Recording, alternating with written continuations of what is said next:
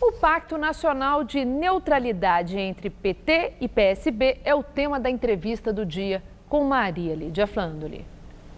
Entrevisto o deputado estadual Caio França, que é o líder da bancada do PSB na Assembleia Legislativa de São Paulo.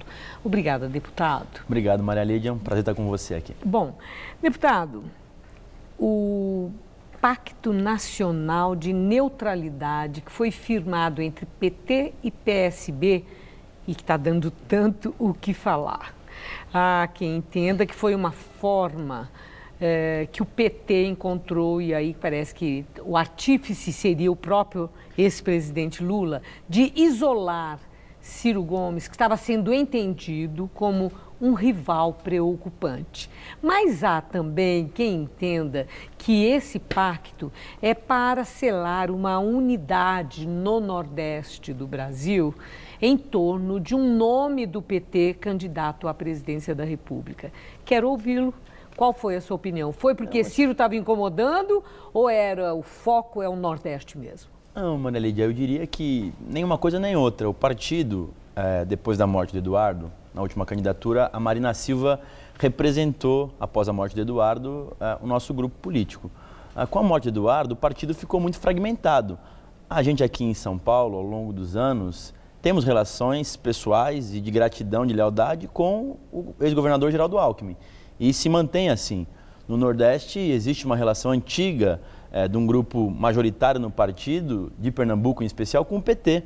O presidente Lula ainda é muito forte lá. Então, acho que para não trazer traumas para ninguém e para não ser uma coisa a fórceps, a neutralidade nesse momento para o partido eu entendo que é o melhor caminho que o PSB poderia tomar, porque dará total liberdade para a gente aqui em São Paulo seguir o que o nosso coração manda. Da mesma forma acontecerá em Pernambuco, em outros estados.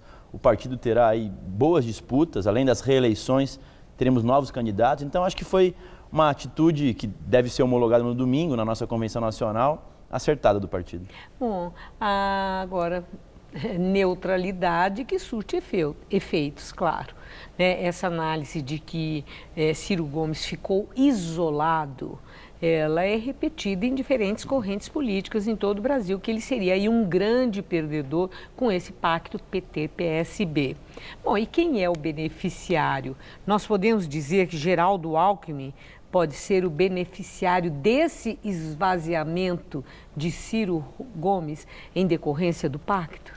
Eu diria que indiretamente também se beneficia, porque o Ciro é um candidato competitivo, demonstra isso nas pesquisas, é uma pessoa preparada e que, sem a condição de ter um tempo de televisão, de ter um grupo grande de governadores defendendo a sua bandeira, no PDT, que é um partido de médio para pequeno, na verdade, hoje no Brasil, acaba ficando isolado. Mas ainda é um ator importante. Eu considero o Ciro um cara muito preparado nos debates, enfim, eu acho que ele dará ainda muito trabalho para todos os outros demais candidatos. Mas acho que, de forma indireta, o governador Geraldo Alckmin também acaba se beneficiando pelo esvaziamento aí do candidato Ciro Gomes. Bom, mas não houve consenso, né? Nós já vimos aí que diferentes diretórios em vários estados houve protestos. Em Minas Gerais, no Sul, Tarso Genro, então não poupou palavras para criticar essa decisão.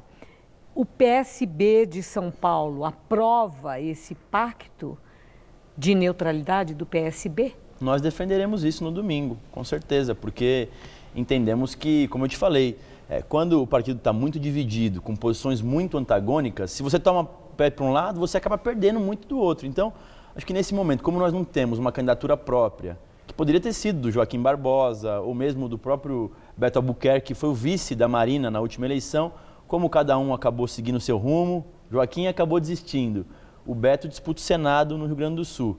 Então, entendo que o melhor caminho foi a neutralidade para que os governadores, que têm muitas chances de eleição, que eles possam fazer o caminho melhor e foge um pouco do pragmatismo, Maria Lídia. Ao contrário, porque se fosse para ser pragmático, o PSB tem um tempo de televisão razoável, tem governadores, tem bancada federal, tem senadores, prefeitos importantes. A gente, vamos dizer assim, trocaria o tempo de TV e toda essa estrutura por estar em algum lado. A gente optou por não fazer essa troca de tempo de TV por estar em algum lado. E era objeto de desejo, né? Tanto que Geraldo Alckmin queria demais o apoio do PSB aqui em São Paulo, principalmente tendo a relação que ele tem pessoal e política com o Márcio França. Agora, Geraldo Alckmin, no PSDB, se dizia que Alckmin teria 2 palanques em São Paulo, que seria do governador Márcio França e o de João Dória. E até havia muito questionamento se isso seria bom para quem, né, se não esvaziaria a força do apoio de Geraldo Alckmin aos 2 candidatos.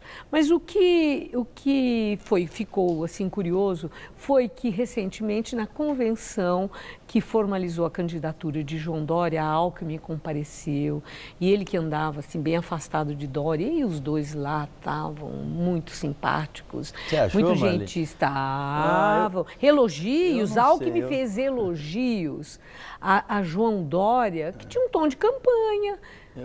Elogios mesmo, rasgados, ele fez. Muito sorriso, vai olhar as imagens. Eu conhecendo o governador, achei ele bem sem graça, até na hora de levantar a mão do Dória, super sem... O governador não gosta... Ou é tudo que no PSB vocês queriam? Não, no fundo, assim, claro, primeiro que é o candidato escolhido pelo PSDB, então é natural que o Alckmin possa fazer os seus movimentos. Agora, quem conhece o Alckmin viu o jeito de levantar a mão, ele não gosta dessa fanfarronice toda que o Dória costuma fazer. E ele vai nessa convenção agora que formaliza o Márcio França? Não, claro que não. O governador é um cara assim, super reservado e é natural que ele possa... Mas ele continua com 2 palanques ou ficou ressentido porque Márcio França não conseguiu trazer o PSB para São Paulo numa aliança com ele? Não, ele sabe o quanto o governador Márcio França continua trabalhando e é leal a ele.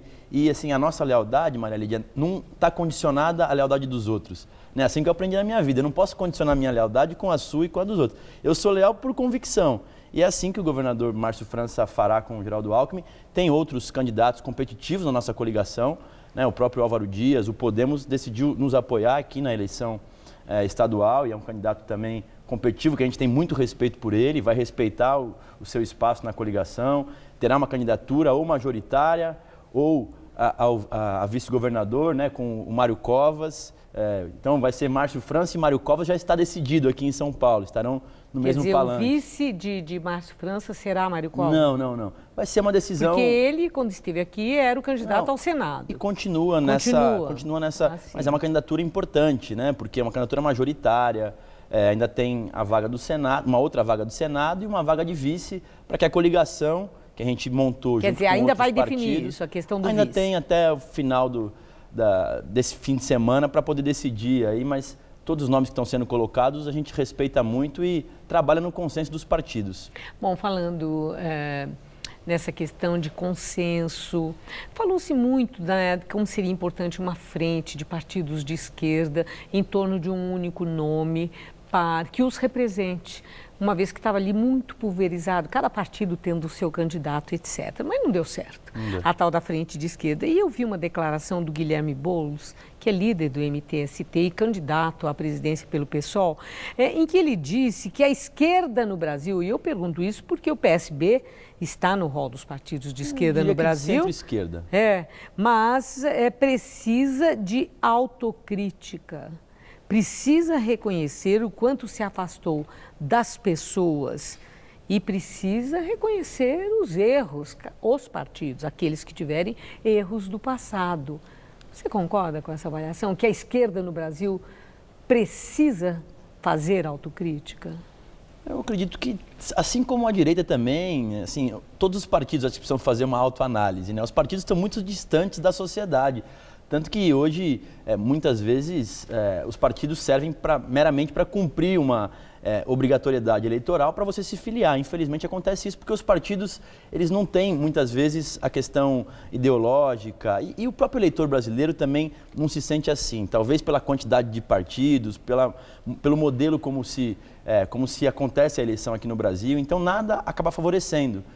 Talvez num próximo governo, um próximo presidente da República, um Congresso novo e desde o início tem condição de fazer uma reformulação aí da eleição eleitoral, reduzindo o número de partidos. Eu defendo voto distrital, por exemplo. Agora, Márcio França, para encerrar, você é muito jovem, fez ontem 30 anos. É verdade. É isso, eu vi no currículo Vitae que a nossa produção sempre me encaminha do convidado.